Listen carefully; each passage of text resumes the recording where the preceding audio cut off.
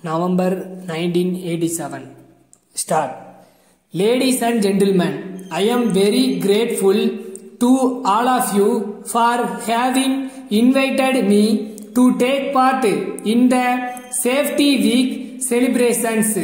Usually, such celebrations are organized only in factories and in other places where big machines are used. It is indeed a very useful idea on the part of the residents association of this area to have arranged such a function in your own colony with a view to educating the residents of this colony on the importance of adopting safety measures both at home and outside.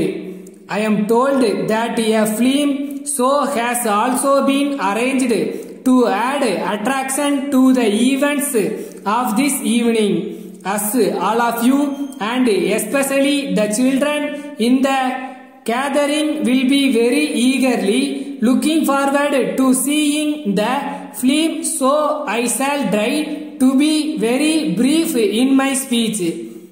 As you all know, the number of road accidents is increasing every year. As a matter of fact, we read in the newspapers every day about the road accident in some place or the other.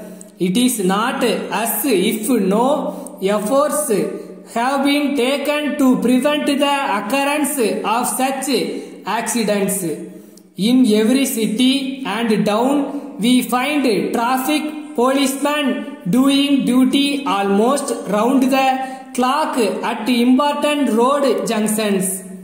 In addition to this, some young boys from schools and colleges are also doing voluntary service by regulating the traffic on the roads.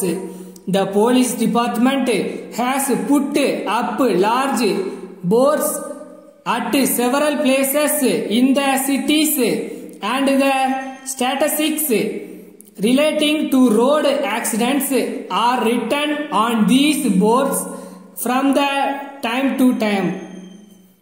In spite of all these efforts, why is it that the number of accidents does not come down? As responsible citizens of the country, it is our duty to find a satisfactory answer to this question. To my mind, the answer seems to be that the carelessness of the road users is the only reason for the present state of affairs. In these days of modern methods of cooking, even the kitchen does not seem to be a safe place for a woman who stays at home. We often hear about fire accidents due to leakage of cooking gas and bursting of stoves. These accidents also can be avoided if the women are a little more careful and wear only cotton cloths when working in the kitchen.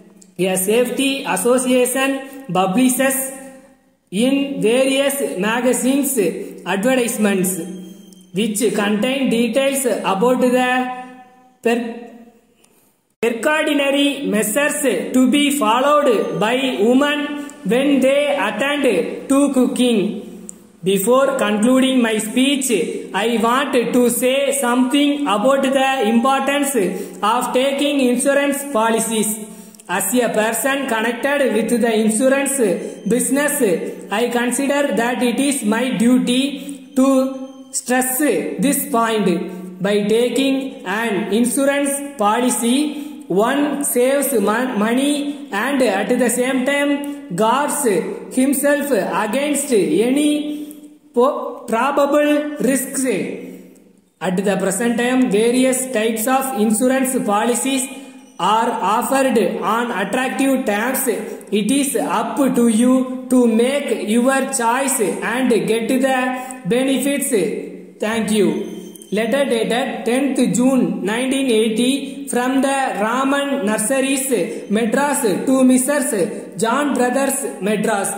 Dear sirs, we have great pleasure in informing you that we have set up a nursery farm near Madras city.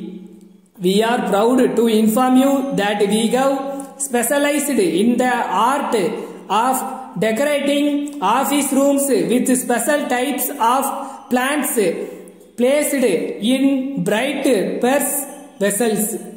We understand that your office is located in a crowded locality of the city. Perhaps you might have air conditioned the room of the top executive of your company, but it may not be possible for you to provide the same comfort in the rooms where your staff members work. If some bars vessels with plants having board and green leaves are placed near their seats, they will be able to work in a cool atmosphere.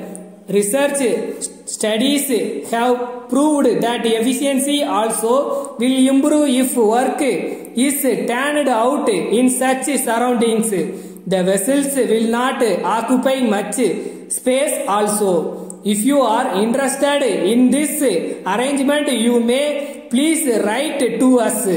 On receipt of your letter, we shall send our representative to your office for explaining the whole arrangement to you in person. Yours faithfully.